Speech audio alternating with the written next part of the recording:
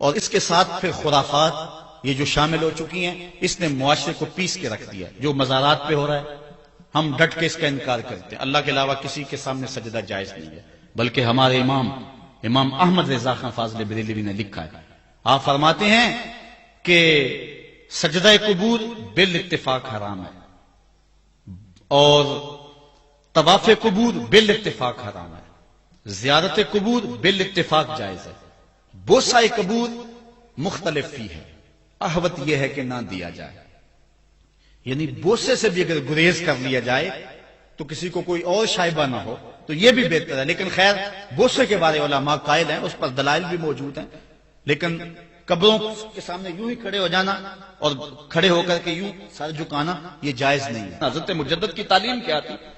یہی بات کہی تھی اکبر نے کہ سجدہ نہیں کرتے تو ساری جھکا دی، آپ نے فرمایا نہیں جھکاؤں گا، پھر اس نے آپ کو دربار میں بلوایا، سازش کی، دروازہ چھوٹا رکھا کہ حضرت مجدد الفسانی جب داخل ہوں گے تو سر جھکا کے تو گزریں گے تو کہوں گا لو سر جھکا ہی لیا، لیکن جن کے سر کو اللہ بلند کرے کون جھکا سکتا ہے؟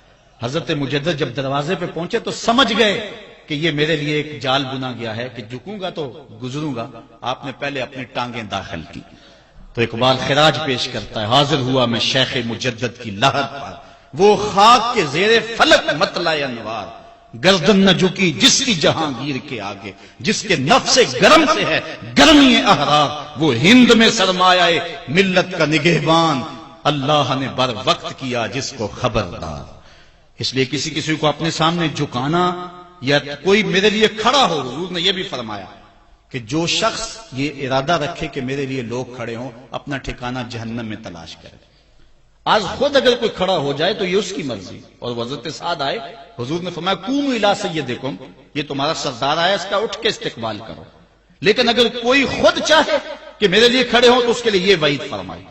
اس طرح اگر تمہارے کوئی ہاتھ چوم لیتا ہے، لیکن ہاتھ چومنے کے بغیر یوں گردن جھکانا یہ درست نہیں ہے، لیکن ہاتھ چومنے کے لیے تو وہ صحابہ کے عمل سے ثابت ہے، لیکن اگر کوئی چاہے کہ میرے ہاتھ چومے جائیں اور اگر جو نہیں چومتا تو اس سے ناراض ہو جاتے ہیں۔ میں ایک دفعہ ایک صاحب کو ملنے گیا تو ہم ہر شخص کے ہاتھوں نہیں نہ چومتے، آخر جو ہے وہ کسی کے ہاتھ چومنے ہوں تو پھر کچھ دیکھنا بھی تو ہوتا ہے، دل اسے دے دیں جو دل بر ہی نہ ہو، تو ہم تو کسی کے ہاتھ چومتے ہیں نا، ہم وہ ہاتھ چومتے ہیں، وہ پاؤں چومتے ہیں جو راہ حق کے مسافر ہوتے ہیں، ہم ان ہاتھوں کو بوسہ دیتے ہیں اور اگر ہماری آنکھوں کی پلکوں کے ساتھ لگ جائیں تو اعزاز سمجھتے ہیں۔ تو خیر میں نے مصافحہ کیا تو ناراض ہو گئے، انہوں نے پکڑ کے میرے ہاتھ چوم لیے، کہنے لگے لو کیا بگڑا ہے میرا؟ میں نے کہا کہ ٹھیک ہے تمہارا کچھ نہیں بگڑا، لیکن میرا بھی کیا بگڑا اگر نہیں چومے تو یہ عجیب سی کہانی ہے، ناراض ہو جاتے ہیں، ایک بت خانے بنے ہوئے ہیں، لوگ آئے ہمیں خدا ملاؤ، تم نے اپنی پوجا شروع کروا دی، لوگ آئے کہ خدا کا نام جپا جائے اور تم صرف اپنی ہی خوشامد چاہتے ہو، ہر وقت تمہارا ہی ذکر ہو۔ میں کتنے آراز کو جانتا ہوں جہاں اللہ رسول کا ذکر نہیں ہوتا، پیر کا ہی ذکر ہوتا ہے، کرامتیں بیان ہوتی ہیں، اور پھر آج کل جھوٹی کرامتوں کا ایک کاروبار چلا ہوا ہے، عجیب رنگ ڈھنگ ہے، عجیب بات ہے، خوابیں گھڑی جا رہی ہیں، کرامتیں گھڑی جا رہی ہیں۔ میرے پاس بھی کئی لوگ آئے خوابیں لے کر، جی یہ ہم نے دیکھا ہے، میں نے کہا تم نے دیکھا ہوگا، میں نے نہیں دیکھا ہے۔ لوگ بڑے مفاد پرست ہیں، بڑے بڑے رنگوں میں آتے ہیں۔ ایک بندہ میرے پاس ایک دفعہ آیا کہ جی میرے پاس 12 موئے مبارک ہے، میں 2 آپ کو دینا چاہتا ہوں۔ میں نے کہا تو لوٹ سیل لگائی ہوئی ہے، موئے مبارک کوئی تماشا ہے؟ جہاں سے مرضی کو بال اٹھا کے کہہ دیتا ہے یہ حضور کا موئے مبارک ہے، یہ کوئی تماشا ہے؟ اگر کوئی ہے اور کثرت سے دنیا پر موجود ہے وہ تو برکت والی بات ہے، لیکن آج ہر لئی میں رازدار دین شدے والی بات ہے، اور ہر شخص جو مرضی دعویٰ۔ ایک بندے نے ایک دن مجھے رات کو فون کیا، جناب کہاں ہے؟ میں نے کہا گھر میں ہوں۔ کہنے ذرا باہر نکل کے دیکھو۔ میں نے کہا کیا ہے؟ کہا جی آسمان کی طرف دیکھو۔ میں نے کہا ہوا کیا ہے؟ کہنے لگا چاند کے اندر حضور کی تصویر ہے۔ میں نے کہا تو پاگل ہے، لوگوں نے زندگیاں گزار دی اور زیارت نہ ہوئی، اور تو جو ہے لوٹ سے لگا دی ہوئی ہے کہ چاند کے اندر تصویر لگا دی۔ میں نے کہا کمال ہے، کوئی بات کرنے والی ہے تیری؟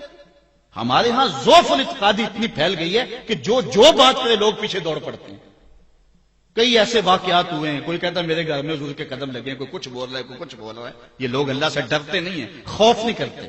جھوٹی خوابیں، جھوٹی کرامتیں اگر سچی ہیں تو میں ان کا انکار نہیں کرتا، لیکن اس وقت معاشرے کے اندر جو کچھ ہو رہا ہے میں اس کی نشاندہی کر رہا ہوں۔ اپنے بھی خفا مجھ سے ہیں، بیگانے بھی ناخوش، میں زہر حلال کو کبھی کہہ نہ سکا کند، بات وہی کہتا ہوں سمجھتا ہوں جسے حق، نئے ابلۂ مسجد ہوں نئے تہذیب کا فرزند۔ میں کہتا ہوں اگر جھوٹوں کے پیچھے چلو گے رسول اللہ ناراض ہو جائیں گے تم سے، یہ جرت کیوں کرتے ہو؟ یہ ہمت کیوں کرتے ہو؟ کیوں جھوٹے دعوے کرتے ہو؟ سچ بولو، تمہارے پیچھے کوئی لگے یا نہ لگے اس کی پرواہ نہیں ہے۔ یا ایھا الذین آمنوا اتقوا اللہ وقولوا قولا سدیدا، اللہ فرماتا ہے ایمان والو سیدھی سیدھی بات کرو، پھر کیا ہوگا؟ یصلح لکم اعمالکم ویغفر لکم ذنوبکم، وہ تمہارے اعمال بھی ٹھیک کر دے گا، تمہارے بخشش بھی فرما دے گا۔ نہ لوگ اکٹھے ہوں، نہ مجمع بنے، نہ حلقہ بنے، یار یہاں تو 72 ہوں تو وہ بھی قبول ہے۔ یہاں مقدار نہیں دیکھی جاتی، یہاں معیار دیکھا جاتا ہے، سر نہیں گنے جاتے، دل گنے جاتے ہیں۔ یہاں یہ دیکھتے ہیں، مت لوگوں کو جو ہے وہ کھلونے دے کے بہلاؤ اور لوگوں کی عقیدتوں کو لوٹو اور لوگوں کے ساتھ ظلم کرو، زیادتی کرو، اپنی آخرت بھی کالی کرو اور لوگوں کی آخرت بھی کالی کرو۔ آپ دیکھیں دائیں بائیں، اپنی نظر رکھیں، نگہباں بن کے جو اہل چمن کی آبرو لوٹے۔ چمن والو عقیدت چھوڑ دو ایسے نگہباں کی، کوئی حق کا مسافر تلاش کرو، چاہے اس کے کپڑے پھٹے ہوئے ہوں، کرامت اس کی نہ ہو ساری زندگی کے اندر، لیکن محمد عربی کی غلامی تو ہو نا۔ حضرت شاہ نقشبند بخاری سے کسی نے پوچھا حضور آپ کی کوئی کرامت؟ فرمانے لگے اس سے بڑی کرامت کیا ہو سکتی ہے؟ اتنے گناہوں کے باوجود زمین پہ چل رہا ہوں اور زمین مجھ کو دنسا نہیں لیتی اپنے اندر۔ ہمارے بزرگوں کی تو کہانیاں یہ تھیں، اور آج تھوک کے حساب سے کرامتیں دی جا رہی ہیں۔ آج کے پیروں کی اتنی کرامتیں، غوث پاک کی بھی اتنی کرامتیں بیان نہیں ہوتی جن کی ان کی کرامتیں بیان ہو رہی ہیں، دڑا دڑ کرامتیں بیان کر رہے ہیں۔ ایک بندے کے یہاں بچہ پیدا ہوا اور اس نے یہ شور کر دیا کہ یہ رمضان کے دنوں میں دودھ نہیں پیتا، اس لیے کہ حضرت غوث پاک بھی نہیں پیتے تھے، وہ بھی پیدائشی غوث تھے اور یہ بھی پیدائشی غوث ہے، اور رمضان کے دنوں میں دودھ نہیں پیتا۔ اچھا کوئی 2-4 ماہ گزرے تو اس غوث کی ماں کو طلاق دے کے نئی عورت سے شادی کر لی۔ میں نے کہا کم از کم اتنا تو خیال رکھتے، جس نے غوث جنم دیا ہے اس کو تو عزت سے گھر سے رکھتے۔ تو یہ کیا تماشے ہیں؟ کیا لوگ بے وقوف ہیں؟ اب لوگ سمجھنے لگے ہیں، لوگ جو ہے وہ ان وجہ سے پھر دور دین سے ہوتے ہیں، نقصان یہ ہوتا ہے۔ لیکن میں آپ کو کہتا ہوں دنیا سے حق ناپید نہیں ہوا۔ اگر مداری گر موجود ہیں، ڈاکو لٹیرے اور چور موجود ہیں، تو حق کا ڈنڈورا دینے والے بھی اس دھرتی پہ بستے ہیں۔ ہمارا رویہ یہ ہے کہ ہم کسی ایک شخص سے بدزن ہو جاتے ہیں تو پورے طبقے سے بدزن ہو جاتے ہیں۔ کئی بندوں کو میں سمجھو میں دیکھا ہوا ہے پیروں کو، اور تو نے دیکھے ہوئے ہی نہیں ہے، جن کو مل کر زندگی سے عشق ہو جائے وہ لوگ شاید آپ نے دیکھے نہ ہو، مگر ایسے لوگ بھی ہیں کہ جن کو دیکھ کر کے زندگی گزارنے کا ڈھب آ جاتا ہے، سلیقہ اور طریقہ آ جاتا ہے۔ ان لوگوں کی تلاش کرو۔ اگر ایک دکان سے کپڑا صحیح نہ ملے، سودا صحیح نہ ملے، تو آپ جو ہے کیا کھانا پینا چھوڑ دیتے ہیں؟ آپ کو پتا پورے شہر سے مٹھائی کہاں سے اچھی ملتی ہے، آپ کو پتا پورے شہر سے کپڑا کہاں سے اچھا ملتا ہے، آپ کو پتا پورے شہر میں جو ہے وہ فلاں چیز اچھی کہاں سے ملتی ہے۔ دین بھی ڈھونڈو کہاں سے خالص ملتا ہے اور کہاں سے نہ خالص ملتا، اس کے لیے محنت کرنی پڑے گی۔ جھولی میں یوں نہیں ڈال دیا جائے گا، اس کے لیے تمہیں جانا پڑے گا، کوشش کرنی پڑے گی۔ ہاں ایک سے دھوکہ کھاؤ گے، 2 سے کھاؤ گے، 3 سے کھاؤ گے، لیکن جو تم دھوکہ کھاؤ گے تم تو رب کے نام پہ کھاؤ گے نا۔ حضرت عمر رضی اللہ تعالیٰ عنہ کی عادت تھی، جو غلام لمبی نمازیں پڑھتا اس کو آزاد کر دیتے۔ غلاموں کو سمجھ آ گئی، لمبی نمازیں پڑھنی شروع کر دی، آپ آزاد کر دیتے۔ کسی نے کہا عمر تم تو بھولے آدمی ہو، یہ نمازیں اللہ کے لیے نہیں پڑھتے، یہ آزادی کے لیے پڑھتے ہیں۔ تو حضرت عمر نے کہا یہ مجھے اللہ کے نام پہ دھوکہ دیتے ہیں، میں 100 بار کھانے کے لیے تیار ہوں۔ ایک جگہ سے دھوکہ کھایا، 2 سے کھایا، 3 سے کھایا، 4 سے کھایا۔ جب تمہاری نیت ٹھیک ہوگی منزل ضرور ملے گی، یہ ہو نہیں سکتا۔ خورش دے بدرا جو کب کو حمام کہ یک روز افتد ہمائے بدام۔ سادی کہتے ہیں چارہ ڈالتا جا، دانا ڈالتا جا، کبھی تتر آئے گا، کبھی مور آئے گا، کبھی کبوتر آئے گا، پھر ایک دن جس کو تو تلاش کرتا ہے وہ ہما بھی تو آ ہی جائے گا نا۔ اس لیے حق کے سفر کو نہ چھوڑنا، چلتے رہنا اور راہ حق کی منزل پر انشاءاللہ ایک دن ضرور گامزن ہوگے۔ ہم مدینے کی گلی میں پھر دوبارہ چلتے ہیں۔ حضرت عمر رضی اللہ تعالیٰ عنہ کا دربار لگا ہے۔ ایک شخص کو پکڑ کر لوگ لے آتے ہیں کہ اس شخص نے ہمارے باپ کو قتل کر دیا۔ حضرت عمر رضی اللہ تعالیٰ عنہ نے پوچھا کیا ماجرا ہے بھائی؟ اس نے کہا جی واقعی میں ان کے باپ کا قاتل ہوں، لیکن میں نے قصداً قتل نہیں کیا۔ ہوا یہ کہ میں ایک مسافر ہوں، جا رہا تھا، راستے کے اندر سبز چراگاہ تھی، میرا اونٹ بھوکا تھا، اس چراگاہ میں داخل ہو گیا۔ اس کے بوڑھے باپ نے پتھر اٹھایا اور میرے اونٹ کو مارا، اس کی آنکھ نکل گئی۔ مجھے بڑا غصہ آیا، میں نے وہی پتھر اٹھا کر اس کے باپ کو دے مارا، لیکن وہ ایسے ٹکانے پہ لگا کہ اس کا باپ فوراً فوت ہو گیا۔ میرا قصد اور ارادہ نہیں تھا، لیکن بہرحال میں اس بات کا اقراری ہوں کہ میں نے اس کے باپ کو قتل کر دیا ہے۔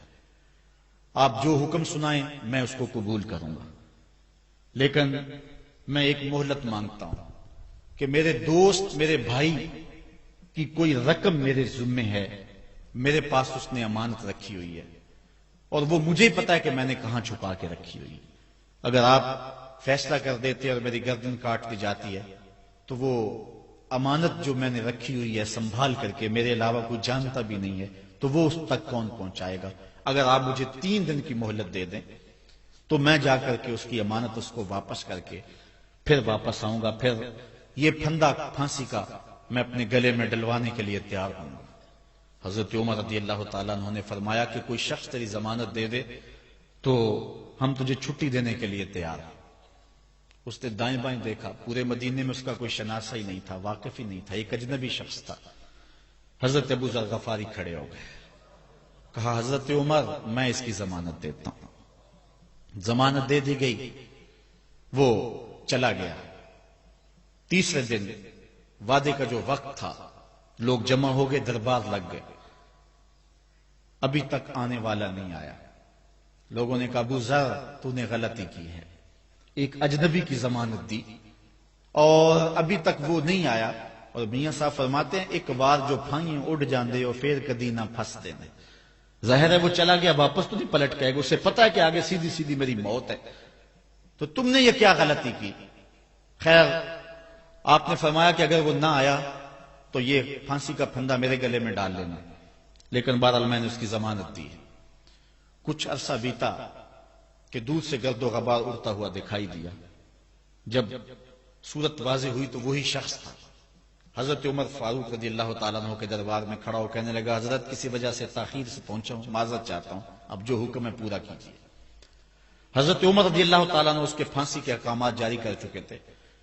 آپ نے فرمایا کہ ابو ذر یہ بتا کہ تو نے اس کی ضمانت کیسے دی جب تو اسے جانتا نہیں تھا. تو سنو حضرت ابو ذر غفاری نے کیا کہا. کہا ایک اجنبی میرے محمد کے مدینے میں پناہ مانگ رہا تھا اور اس نے چاروں سمت دیکھا اور کوئی شخص نہیں تھا جو اس کو امان دیتا اور اس کی ضمانت دیتا. تو میں نے اس لیے ضمانت دے دی کہ نہ بھی آیا تو اپنی جان چلی جائے گی. کل کو یہ تو نہیں کہے گا کہ محمد کے مدینے میں کسی نے ضمانت مانگی تھی، پورے شہر میں کوئی ضمانت دینے والا نہیں تھا. اس کو کہا کہ انہوں نے تو ضمانت دے دی، میاں اب تو بتا کہ تو چلا گیا تھا، تجھے جانتا کوئی نہیں تھا، نہ پلٹ کے آتا تو تجھے کوئی پوچھنے والا نہیں تھا، تو تو نے یہ دوبارہ موت کے منہ میں کیوں اپنا سر رکھا ہے. تو اس نے کہا کہ میں نے کہا کہ ایک اجنبی کی ضمانت ایسے شخص نے دی ہے جو مجھے جانتا بھی نہیں ہے، اور اگر میں نہ گیا تو لوگ قیامت تک اجنبیوں پر بھروسہ نہیں کریں گے کہ اجنبی یوں سلوک کیا کرتے ہیں. تو حضرت عمر رضی اللہ تعالیٰ عنہ اس کے پھانسی کے احکام جاری کیے. تو جن کے باپ کو قتل کیا تھا وہ بیٹے کھڑے ہو گئے، کہنے لگے تاریخ کی کالک ہم اپنے منہ پہ ملیں گے، ہم بھی اپنے باپ کے قاتل کو معاف کر دیتے ہیں. یہ ہماری تاریخ ہے، یہ ہماری کہانی ہے. لیکن آج ہم کس جگہ پہ کھڑے ہیں اور کیا ہماری صورتحال ہے؟ نہ ہمارا کردار رہا اور نہ ہمارا کوئی تشخص رہا. آج ہم نے اپنا تشخص بھی مٹا کے رکھ دیا، اپنے طرز زندگی بھی بدل دی. نہ ہماری باطن کی وہ روشنی رہی، نہ ظاہری وہ صورتیں رہی کہ ہم پہچانے جائیں کہ حضور کے غلام ہیں، بلکہ آج بھانت بھانت کی بولیاں بول رہے ہیں. اقبال نے کیا کہا تھا، اپنی ملت پر قیاس اقوام مغرب سے نہ کر، خاص ہے ترکیب میں تجھے قوم رسول ہاشمی. بلکہ آج فیشن کے طور پہ یہ کہا جاتا ہے جی آج کل دین پہ چلنا بڑا مشکل ہے. یہ آپ بھی سنتے ہوں گے، لوگ کہتے ہیں جی آج کل دین پہ چلنا بڑا مشکل ہے. یہ کون کہہ رہا ہے؟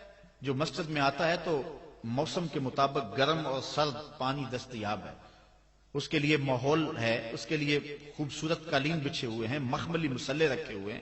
جو نرم اور گداز مسلوں پہ پیشانی رکھ کر کے سجدہ کرتا ہے وہ بطور فیشن کہہ رہا ہے جی آج کل دین پہ چلنا بڑا مشکل ہے. میں اس کے جواب میں کہا کرتا ہوں میاں تیرے لیے مشکل ہے یا کربلا والے حسین کے لیے مشکل تھا؟ انہوں نے تو نہیں کہا کہ دین پہ چلنا مشکل ہے. تیرے لیے مشکل ہے دین پہ چلنا یا حضرت بلال حبشی کے لیے مشکل تھا جنہوں نے تپتی ہوئی ریت پہ سجدے کیے، گلے میں رسا ڈال کر کے گھسیٹا گیا اور انہیں پاؤں میں زنجیریں ڈال کر کے مکے میں کھینچا گیا، ہاتھوں اور پاؤں میں میخیں ٹھونک دی گئی، چکی پسرائی گئی، لیکن بلال ہیں کہ آگے مسکرا رہے ہیں. کسی نے گزرتے ہوئے کہا بلال عجیب تماشا ہے، عجیب کہانی ہے کہ وہ تمہیں مار رہے ہیں اور تم آگے سے مسکرا رہے ہو. تو سنو حضرت بلال نے کیا جواب دیا.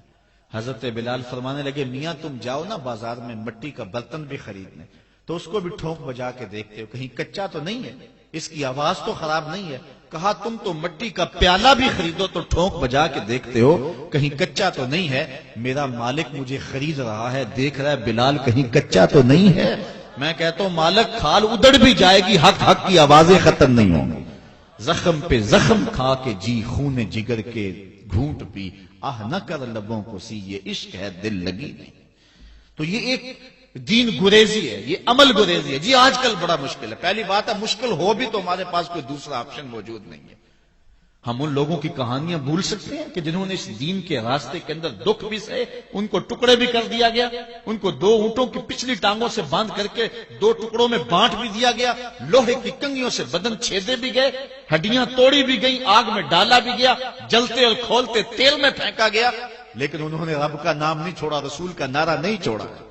اور آج ہم کہتے ہیں جی بڑا مشکل ہے آج کل دین پہ چلنا، اور یہ مولویوں نے مشکل بنائی ہوئی. یار دین اتنا بھی مشکل نہیں ہے، یہ کوئی بات نہیں ہے. ہم سر سے لے کر پاؤں تک اسلام میں داخل ہوں. یہ ہمارے رب کا ہم سے یہ تقاضا ہے، یا ایھا الذین آمنوا ادخلوا فی السلم کافہ، اے ایمان والو دین میں پورے پورے داخل ہو جاؤ، پورے پورے داخل ہو جاؤ.